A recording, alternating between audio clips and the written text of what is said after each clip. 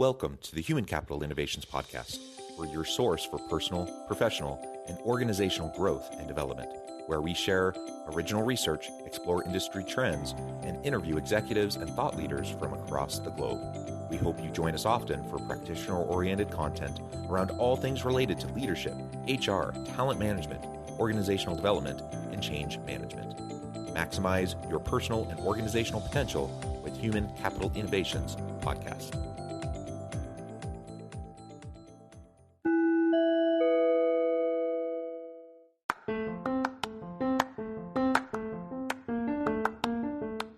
If you enjoy the Human Capital Innovations Podcast, enjoy ad-free listening by going to the Patreon page, and please consider contributing even at the producer or sponsorship level. And please leave a review. Thank you for your support.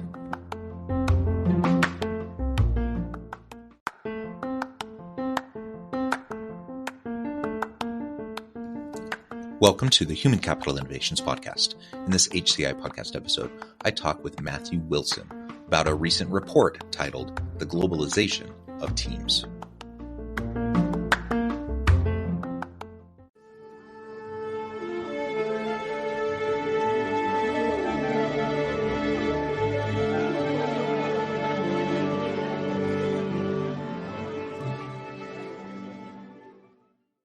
Matthew Wilson, welcome to the Human Capital Innovations Podcast. Thank you. Great to be on here. It is a pleasure to be with you. You're joining us from the UK. I'm south of Salt Lake City in Utah. And today we're going to be talking about a recent report out by your company titled The Globalization of Teams. I'm all about teams and organizational dynamics and helping organizations thrive through effective teams. So I'm super excited to explore this topic with you today. As we get started, I wanted to share Matthew's bio with everybody. Matthew Wilson is an experienced entrepreneur and technologist. Prior to founding Omnipresent, he founded and ran an enterprise software business in the pharmaceutical industry and spent time as a software engineer and product manager. He holds a master's degree in theoretical and mathematical physics from the University of Oxford. He was named Forbes 30 Under 30 in 2019. Oh my goodness, theoretical and mathematical physics is something I can't even wrap my head around. Though my wife is a mathematician, so I'll have to tell her that I interviewed you today. Wonderful. Great to have you. Anything else you would like to share with me or my audience by way of your background or personal context before we dive in? No, that's a pretty good overview. Thanks, John. Wonderful. All right. Well, why don't we start by just talking a little bit about and framing up this report, The Globalization of Teams. Can you explain for me and my audience a little bit more about the context behind this report, how it came into being, and then we can start to dive into some of the key points and the implications. Sure. So probably a good place to start would be to talk a little bit about Omnipresent, the company that I've co-founded and I'm co-CEO of, which commissioned the report. So prior to starting Omnipresent, I was running another business, and at that business I learned two important things. One was how important talent was, how important teams were, and how much of a competitive advantage you could get from building an amazing team. And the second was how work and business was moving online. You'd be sat in an office, and instead of going and having a conversation with somebody across the room from you, you would send them a Slack or send them an email. You're able to do business with people in different cities and all around the world from your own desk, from behind your webcam. And those were two insights that led me to go on and found Omnipresent with my co-founder 3 years ago. And at Omnipresent, we help other businesses expand internationally, build the best teams on earth, hire the best people anywhere in the world. And over the last few years of running Omnipresent, helping companies build global teams, as well as building our own global team of over 450 people around more than 50 countries around the world, we saw lots and lots of people talking about remote work versus hybrid work, whether you were more productive working remotely or working hybrid or working in an office. But actually, what we saw less of were people talking about the benefits that came from companies hiring the best people anywhere in the world, being able to open up the talent pool globally. And likewise, the benefits for individuals to be able to get access to opportunities all over the world, to be able to get a job at a company from anywhere in the world, rather than just those companies that are local to where you are. And actually, as we went about building this business and helping companies day to day, we started to think actually there's going to be some pretty significant impacts on society more broadly as this change comes to be, because the impact to businesses, to individuals and society is more than just we can hire these people that we couldn't hire before, or we're going to work in a more remote environment. Actually, we'll have some pretty major implications on how we live, where we live, the types of work we do, and ultimately how productive and innovative we can be as a global society. Yeah. The geographical barriers break down once you can work remotely and virtually, right? Let me step back for a second and say that we've had virtual teams for a really long time. I mean, there have been people who have telecommuted for a long time, and you've had whole organizations that have been completely virtual organizations for decades, and have utilized these technologies to allow them to do that. But it hasn't been, broadly utilized, and it hasn't been wide scale. So what we've seen, the difference we've seen over the last few years, is because of the pandemic, people had to jump on and flip the switch and do that, even if they weren't comfortable with it. And so more and more, of the labor market now is comfortable with the idea of virtual work, or at least hybrid work, and even crave, the flexibility that comes with it. And so once you move into the space where you can have a virtual team, it really does break down the geographical barriers. No longer do you have to be, within commuting distance of the headquarters or wherever the office might be, but you can be anywhere, literally anywhere in the world, as long as you have a good, internet connection, as long as you can, accommodate the time zones and the work schedules that need to be dealt with. You can work with anybody, and there are challenges to that. I've had lots of conversations with CEOs around, their apprehension around virtual teams and their concerns about, not having people together to collaborate in a physical office space. And there's certainly some challenges on how to do that effectively, but the pros are huge when you think about now being able to leverage a global labor market, talented people from anywhere across the globe, the flexibility that employees crave, that now they can get their Sprinter van and travel around the world and work wherever they happen to be parked that day. That's an extreme example, of course, but in everything in between, right? It just provides so much opportunity and flexibility for organizations if they can figure out how to have these globalized teams that are as effective and collaborative and innovative as maybe their face-to-face versions had been previously.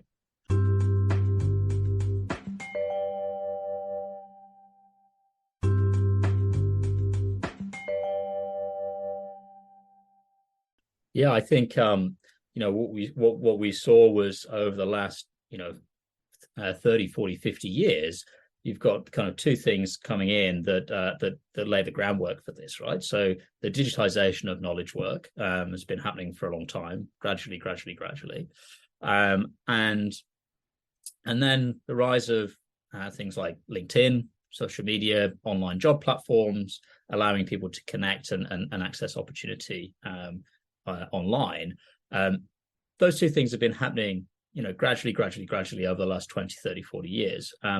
But really, I think, when the pandemic hit, there was this forced behavioral change for lots and lots of people and lots of businesses.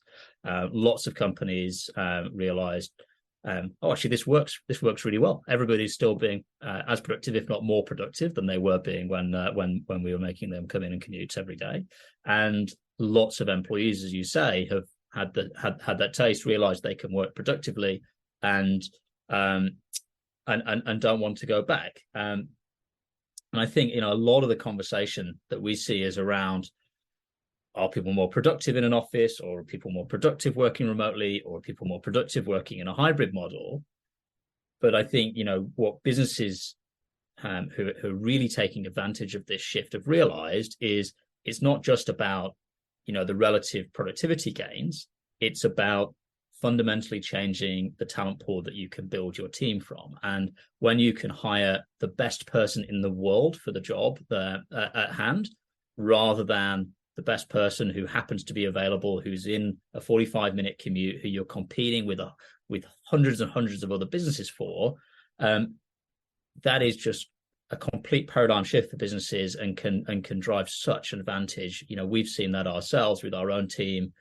We've been remote since day one, but we've also been globally distributed since day one. So we're hiring people from all over the world. Our team is spread over more than 50 countries. I think we just went past 55 countries a few weeks ago. And that the talent that we've been able to attract into our business because of that policy has been, completely incomparable to what we'd have been able to attract. And at if we would have had an office in London that everybody was working in every day. I think the challenge, and this is why we founded Omnipresent, is we think across 50 plus countries, even 2 or 3 countries, the administrative complexity that can bring can be really, really high. The HR teams that are maybe experts in operating teams based in the US, sorting out healthcare, sorting out the employment law, understanding how to run and manage payroll, understanding the tax implications. Suddenly, when you start to go international, that becomes just exponentially more complex the more countries that you operate across. And that's exactly why we set up Omnipresent. And what we do at Omnipresent is help deal with the complexity that brings, really unlocking this ability to hire the best person anywhere in the world without just piling on a ton of complexity onto your business. Yeah, and there's no question. I mean, employment and labor law is complicated when you're just operating in one place. And then you just amplify that, when now you have people in a distributed team working all over the place. Clearly that becomes complicated.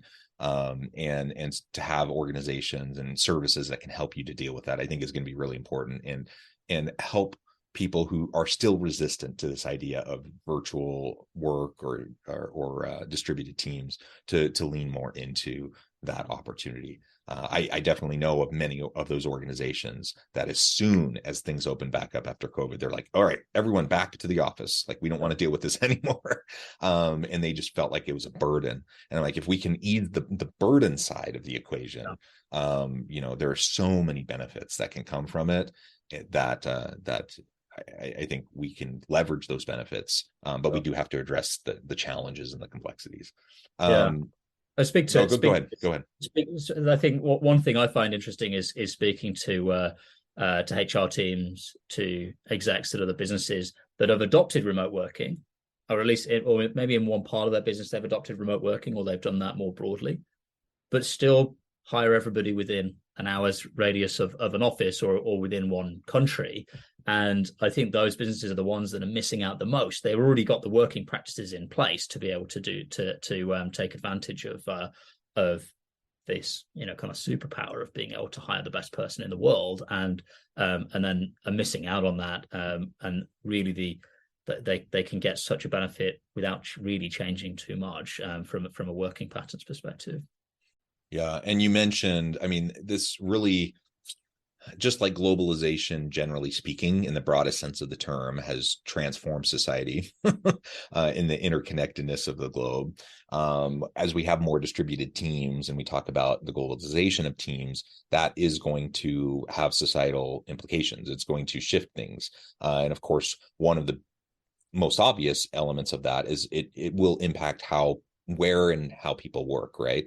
And so, for the longest time, as we've gone through the different waves of the Industrial Revolution, people have swarmed to metropolitan areas, into big cities. And this has a potential to disrupt that kind of a trend. What do you see happening in terms of how population centers exist and how that shifts over time as we move into the future, and what that means for businesses?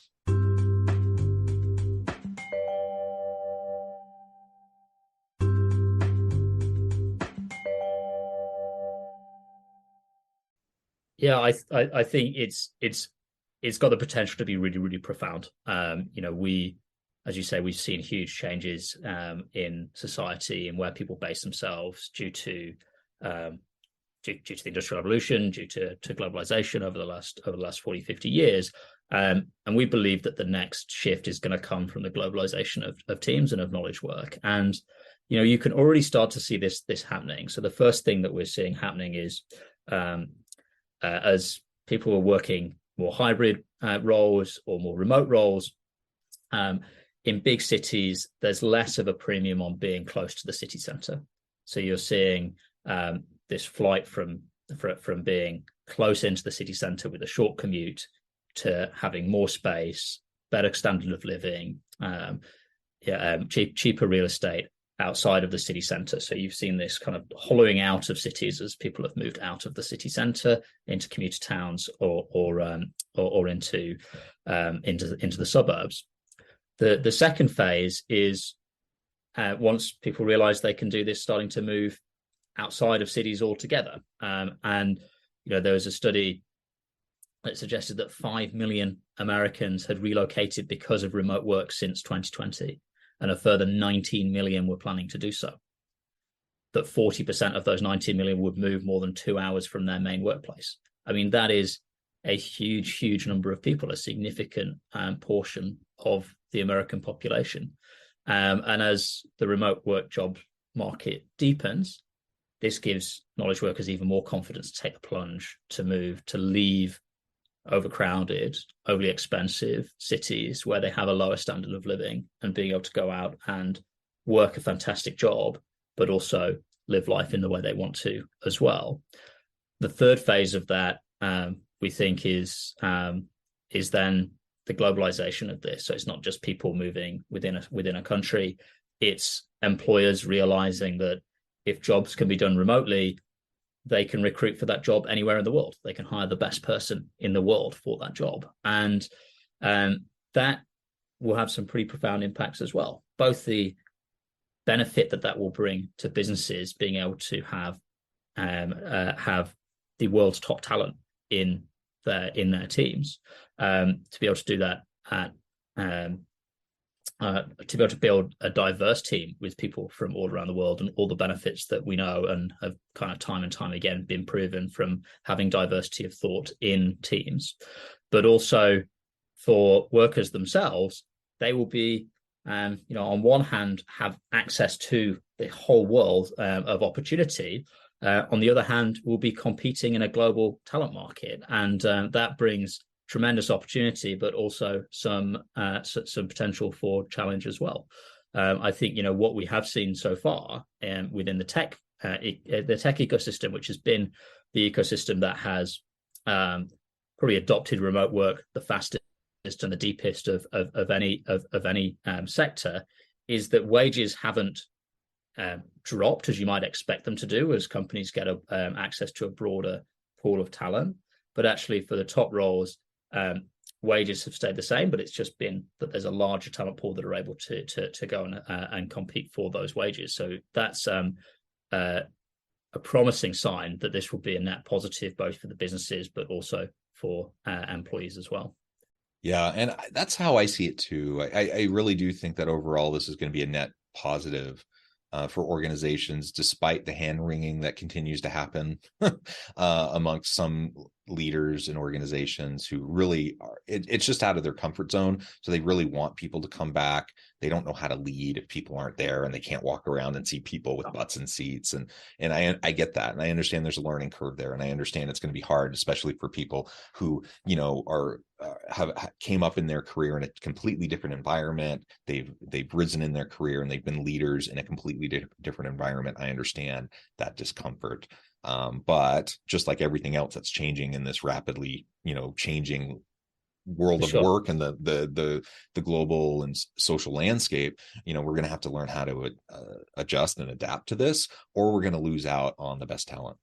Yeah, and I think we did a study in August and surveyed 500 US business leaders, and despite the kind of loud minority shouting about a return to the office, actually 94% of US businesses that we surveyed we're planning to adopt a remote or hybrid model in the next 12 months. That's we estimate about 1.5 million businesses across the US, and that is just a change that's it's out of the bag, and that's definitely the direction that things are going in. And when you look at employee surveys as well, they're equally strong. And actually, I'm really excited for the next few years in terms of the technologies that are going to be built to support that type of working as well. Because actually, we think about the stack that we use today. I mean, we're talking today over Zoom. Zoom was a technology that existed prior to the mass adoption of remote working. Well, I think the next generation of tools that are going to come in are going to be really, really exciting and be able to lift the level of productivity, of collaboration even higher than it is today, which, as we've seen, has kind of matched what you can get in an office. So I think there's still headroom for productivity growth with better technologies and tools as well. Not to mention all the benefits that we already spoke about around the ability to build those global teams. Yeah, absolutely. And of course, because there's going to be new technologies emerging or being refined and enhanced, this is an evolutionary process. Like we're at the early stages of widespread adoption of virtual work and distributed teams. We've had 100 years of working in an office, figuring out how best to work in that environment, and we've had, as you say, it's been going on for a while. But really, with any kind of mass adoption, it's been 2 years, and that's not very long to develop new tools and technologies, new frameworks for working, new organizational models. And I think with the volume of people and businesses working like this, the pace of change I think we'll see over the next few years is going to be pretty exciting. Yeah, I agree. Wonderful. Well, Matthew, we've just scratched the surface here. I know there's a whole lot more we could dig into, but I also note the time and I need to let you go here in just a minute. So before we wrap things up for today, I wanted to give you a chance to share with the audience how they can connect with you, find out more about your work and your team, where they can find this report, and then give us a final word on the topic for today. Sure. So you can find us at omnipresent.com.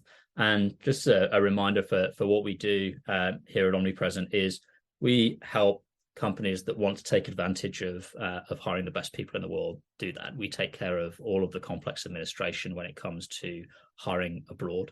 How do you employ people? How do you pay people? How do you manage employee benefits when you've got people in different countries with different expectations and different norms?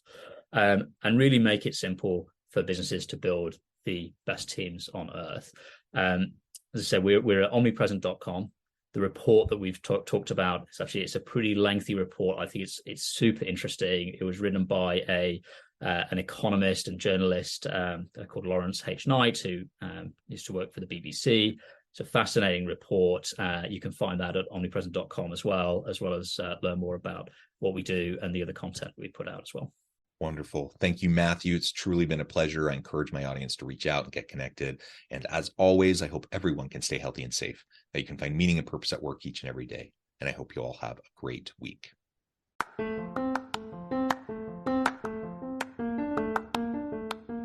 you enjoy the Human Capital Innovations podcast? Enjoy ad-free listening by going to the Patreon page. And please consider contributing even at the producer or sponsorship level. And please leave a review. Thank you for your support.